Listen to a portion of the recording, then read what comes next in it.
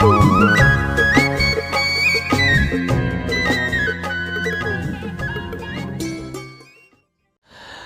के काल महाकाल के यहाँ प्रतिदिन अलसुबह भस्म की आरती की जाती है।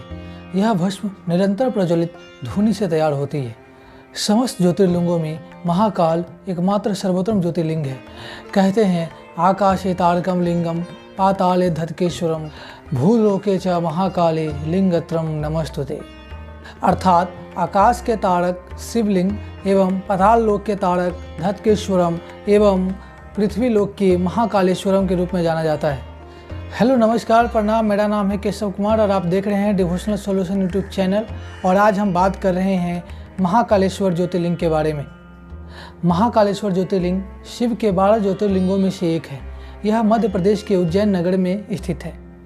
महाकालेश्वर मंदिर भगवान शिव के प्रमुख मंदिरों में से एक है। पुराण, महाभारत एवं कालिदास जैसे महाकवियों के रचना में इस मंदिर का मनोहर वर्णन मिलता है। स्वयंभू, भव्य एवं दक्षिण मुखी होने के कारण महाकालेश्वर मंदिर काफ़ी पुण्यदायी साबित होता है। दक्षिण मुखी होने के कारण यह मंदिर तंत्र क्रियाओं के लिए काफ़ी प्रसिद्ध माना जाता है।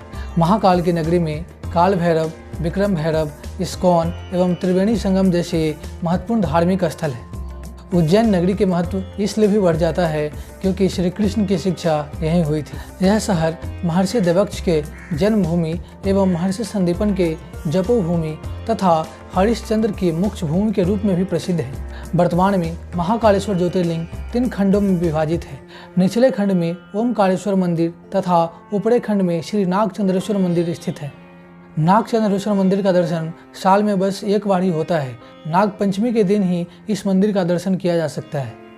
असली शिवलिंग को क्षरण से बचाने के लिए महाकाल के प्रांगण में एक दूसरे शिवलिंग की स्थापना कर दी गई, जिसे आज जूना महाकाल के नाम से जाना जाता है। गर्भगृह में माता पार्वती, भगवान गणेश एवं कार्तिकेय मोहन की प्रतिमाएं स्थित है। गर्भगृह में एक नंदी दीप है जो सदैव ही प्रज्वलित होती रहती है। गर्भगृह कक्ष के सामने ही नंदी की प्रतिमा विराजित है। श्री महाकालेश्वर मंदिर के नीचे एक सभा मंडप है जिसे लगा हुआ एक कुंड है जिसे कोटि तीर्थ के नाम से जाना जाता है। सभा मंडप में एक राम मंदिर है जिसके पीछे अवंतिका देवी की मंदिर स्थित है। इस ज्योतिर्लिंग का वर्णन शिव पुराण के कोटि रुद्र संहिता के 16वें अध्याय में सूत जी द्वारा किया गया है। कथा के अनुसार अवंती नगरी, जिसे आज उज्जैन नगरी के नाम से जाना जाता है, वहाँ पे एक वेद प्रिय ब्राह्मण रहा करते थे। वो अपने घर में प्रतिदिन अग्नि प्रज्वलित कर अग्निध्यत्र किया करते थे और पार्थिव लिंग का निर्माण कर वो प्रतिदिन वो शास्त्रों के द्वारा उनकी पूजा किया करते थे। उस ब्राह्मण के 4 पुत्र थे, देवप्रिय, प्रियमंधा, संस्कृत एवं सुब्रित। सभी तेजस्वी तथा माता पिता के सद्गुणों के अनुरूप थे। उन्हीं दिनों रत्नमाला पर्वत पे दूषण नामक असुर भगवान विष्णु से अजेता का वर प्राप्त कर लिया। सबको सताने के बाद उस असुर ने भारी सेना लेकर अवंती नगरी के उस कर्मनिष्ठ ब्राह्मण के घरों पर भी चढ़ाई कर दी। उनके भयंकर उपद्रव करने के बाद भी वो चारों भाई भगवान शिव पे विश्वास करने वाले कभी भयभीत नहीं हुए।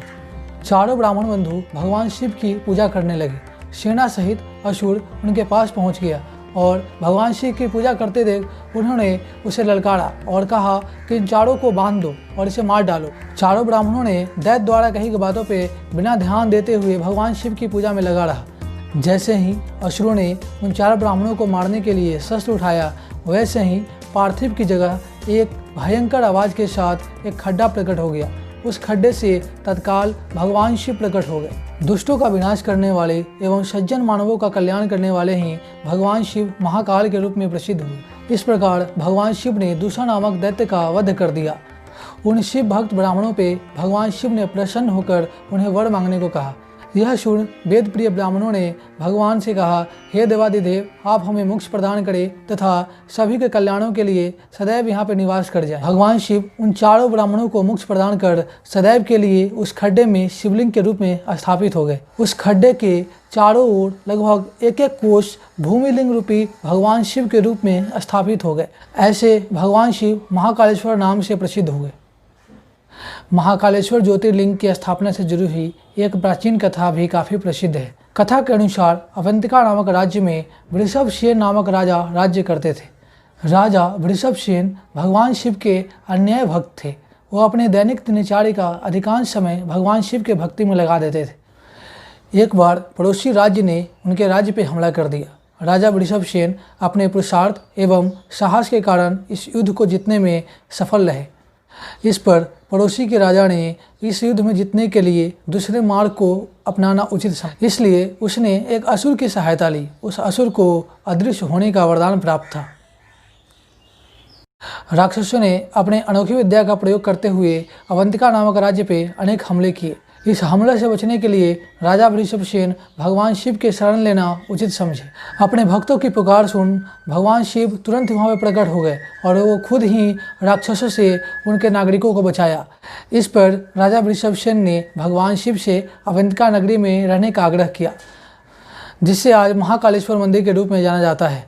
दोस्तों, ये थी महाकालेश्वर मंदिर के पीछे की कथा। श्री महाकालेश्वर मंदिर में जो रोज़ सुबह भस्म की आरती होती है, उस आरती में जन्म जीवन से लेकर मोक्ष तक के सारे दर्शन की कल्पना की जा सकती है। दोस्तों, हमने अपने पहले वीडियो में आपको 2 ज्योतिर्लिंगों के बारे में बताया है। पहला सोमनाथ एवं दूसरा मल्लिकार्जुन ज्योतिर्लिंग के बारे में। इन दोनों का लिंक हम डिस्क्रिप्शन में दे रहे हैं, उस वीडियो का भी अवश्य देखें। और अगर आपको ये वीडियो पसंद आया है तो हमारे वीडियो को लाइक करें, कमेंट करें, शेयर करें